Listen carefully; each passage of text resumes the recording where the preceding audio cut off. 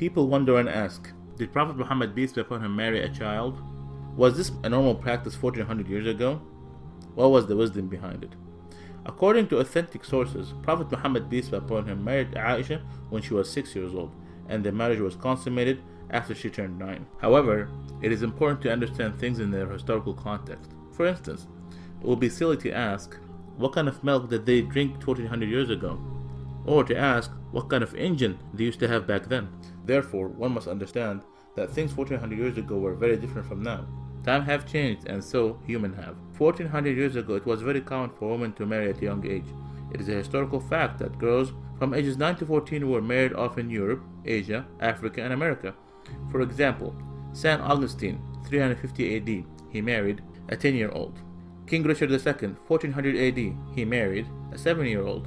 Henry VIII, 1500 AD, he married a 6-year-old. Even in the Bible, it says, "But say for yourself every girl who have never slept with a man." According to Catholic Encyclopedia, Mary, the mother of Jesus, was 12 when she married 99-year-old Joseph. Before 1929, Church of England ministers could marry a 12-year-old in Britain. Before 1983, Catholic canon laws permitted priests to marry off brides at the age of 12. A lot of people are unaware in the United States, in the state of Delaware in the 1880, the minimum age for marriage was 7 years old, and in California it was 10 years. Even now, the marriage age for some states are 12 in Massachusetts, 13 in New Hampshire, and 14 in New York. At the time of the Prophet Muhammad peace be upon him, those who refused his message tried every method and strategy to discredit him. They were always looking for opportunities to attack him, verbally or even physically. Some of this verbal abuse consisted of calling him magician or a soothsayer or crazy. However, they never thought to point out or objected to his marriage to Aisha. Why? Because this was the norm of society, meaning it was completely normal. With that said, did you know that Prophet Muhammad peace be upon him, he had only one wife, Khadija, throughout the first 54 years of his life? Did you know that she was a widow? Did you know that she was 15 years older than him? He, peace be upon him, spent his entire youth with her. He was committed to her until after her death by keeping ties with her friends. What about Aisha? Was she a child when she agreed to marry Prophet Muhammad peace be upon him? First, it's important to note that it is strictly prohibited in Islam to marry someone before the age of puberty. Note, the age of puberty varies throughout different times and different places. According to scientific references, girls might enter full-blown puberty anytime between the ages of 9 and 15. Also, the average temperature of the country is considered to be the chief factor with regard to menstruation and sexual puberty.